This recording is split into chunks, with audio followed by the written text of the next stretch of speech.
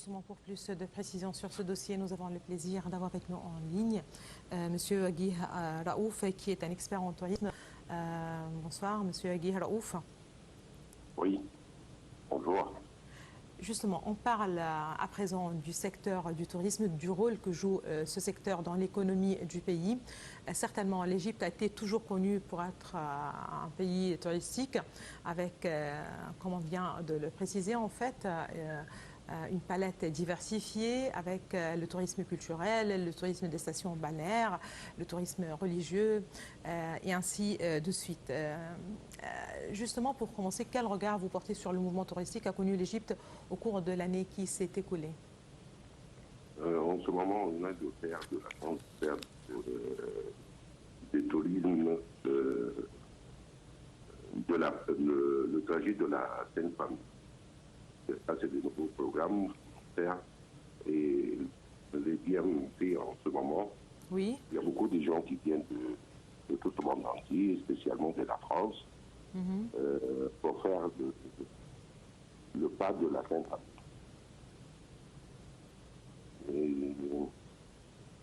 Et en ce moment encore, il y a l'action de la manque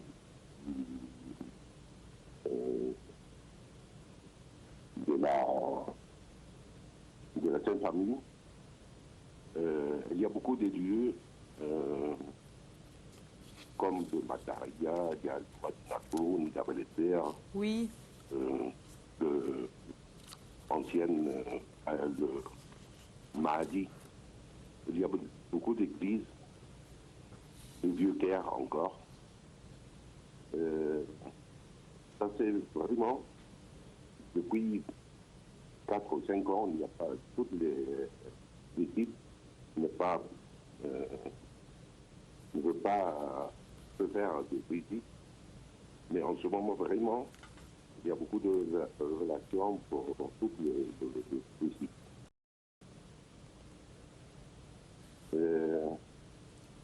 Encore, il y a des grandes sites, des civilisations, il y a beaucoup de gens qui viennent spécialement, malgré que le grand musée n'est pas encore ouvert, mais il y a beaucoup de gens qui demandent de visiter le grand musée. Allô? Monsieur Aguirre? Oui. Je vais revenir pour parler de l'itinéraire de la Sainte Famille, parce que vous l'avez justement aussi mentionné. C'est un dossier en entier, on aimerait bien en parler en détail, mais permettez-moi de vous parler tout d'abord des recettes du tourisme, parce qu'en 2023, l'Égypte a attiré près de 15 millions de touristes. Oui, 15 millions, est-ce que vous trouvez que c'est un chiffre assez satisfaisant? Pourquoi je pose cette question? Parce que déjà, à l'horizon 2028, l'Égypte espère bien attirer 30 millions de touristes par an. Justement, et ici, 2028, si je ne me trompe pas, oui, d'ici l'horizon l'an 2028, l'Égypte aimerait bien attirer 30 millions de touristes par an. Qu'est-ce qu'il faut faire davantage pour arriver à ce chiffre selon vous? Vraiment, l'année dernière, 2023, presque plus que 15 000 millions, mais malgré que la guerre en Ukraine et en oui. Oui. Mais on essaye avec toutes les grandes nouvelles sites qu'on nous ouvert, on essaye qu'on nous arrive jusqu'à 30 millions. Mais ça, c'est très difficile. Il faut que d'abord organiser des hôtels pour parce que vraiment, augmenter la capacité des hôtels, vous voulez dire? Et spécialement encore les hôtels de 4 étoiles, parce qu'il nous manque beaucoup d'hôtels 4 étoiles. Et malgré ça, le président Sisi fait le maximum pour donner des forcements pour le tourisme qui travaille de plus en plus. Il y a encore le ministère à faire le maximum vraiment. Mais malgré ça, malgré que tous les efforts et tout ça, il y a des choses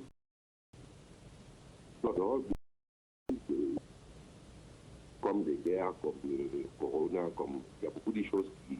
Mais nous essayons, Inch'Allah, nous arrivent jusqu'à 30 millions. Super. Inch'Allah. Très bien. Donc, en ce qui concerne l'infrastructure, il faut bien rappeler que les efforts sont bien déployés pour améliorer l'infrastructure, mais aussi augmenter la capacité des hôtels, comme vous l'avez justement précisé, Monsieur Guy Raouf. Quand on parle du tourisme et de l'intérêt que représente l'Égypte pour le monde entier, c'est que c'est un pays qui regorge de paysages naturels, de sites touristiques, certainement un climat plus ou moins modéré toute l'année. Quand on parle du littoral, du tourisme des stations balnéaires, l'Égypte est toujours connue pour la mer Rouge, justement la mer Rouge, et qui attire les touristes surtout de l'Europe de l'Est, certainement aussi du Japon, des États-Unis, ainsi de suite, l'Europe générale, mais surtout les Européens, ceux d'Europe de l'Est, s'intéressent beaucoup aux stations balnéaires de la mer Rouge. On connaît tous les richesses de la mer Rouge. Donc il y a la mer Rouge avec la richesse maritime, l'exploration des fonds sous-marins, que ce soit pour les professionnels par exemple, ou les amateurs même avec la plongée ou même avec le snorkeling, pour ceux qui n'ont pas peut-être la possibilité d'aller dans les profondeurs. Toujours, il y a une richesse à apprécier, à améliorer. Et de l'autre côté, certainement, il y a le désert avec les excursions et ainsi de suite. Le littoral nord, un intérêt particulier est accordé aujourd'hui pour attirer le tourisme et le touriste vers le littoral nord qui était plus ou moins réservé aux Égyptiens. Aujourd'hui, on voit bien que c'est le littoral nord de la mer, donc la mer Méditerranée, qui attire les touristes, que ce soit du monde arabe ou du monde en général, vu les plages, le sable très fin, les plages et la température de l'eau exceptionnelle.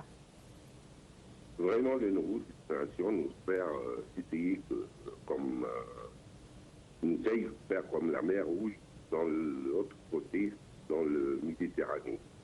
Vraiment, il y a, ça c'est pour les Arabes, mais les Arabes pendant l'été. Mais j'espère que pendant l'hiver, nous essayons de faire de charter direct de toute l'Europe pour le Méditerranée. Et vraiment, il y a beaucoup de travail dans ce site là-bas.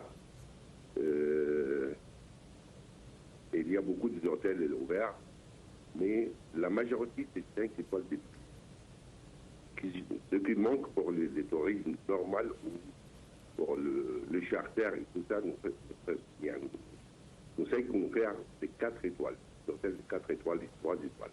C'est-à-dire une chambre propre, le repas bien, ça suffit, ça c'est ce qui manque pour les Europes. Ne faire pas le prix du luxe, ça c'est pour les Arabes, oui, c'est bien, mais pour les Européens, il nous manque beaucoup les hôtels 4 et 3 étoiles. Et je sais que le ministère Ahmadita va faire le maximum pour donner des forces pour l'agence de tourisme, de faire des programmes, nouveau programme pour le Méditerranée. Quand on parle du mouvement touristique, quand on parle des aménagements, d'amélioration de l'infrastructure, c'est très intéressant. Et puisque aussi vous avez rappelé les vols charters, donc quand on parle de vols charters, on parle d'aéroports ou de villes comme Hurghada, comme Sharm el-Sheikh, certainement, Marsa Alam aussi. Oui. Quand on parle des aéroports nouvellement aménagés ou nouveaux aéroports, comme par exemple l'aéroport Sphinx, qui va se trouver de l'autre côté du Caire, tout près du site des pyramides, du Grand Musée, certainement l'aéroport d'Al Alamein. Donc, à quel point ça facilite encore ou ça encourage davantage le mouvement touristique? Le site de Marsa Alam, la mer Rouge, la majorité des tourismes, c'est avant c'est des Allemands, et après des Russes. Les Russes, il y a beaucoup de problèmes, mais malgré ça, il y a beaucoup de Russes qui viennent encore. D'accord. Pas comme avant. Il y a les Allemands, les Européens, les Français. Nous savons qu'on a ouvert une nouvelle destination encore pour la mer Rouge. Il y a du chinois qui vient maintenant.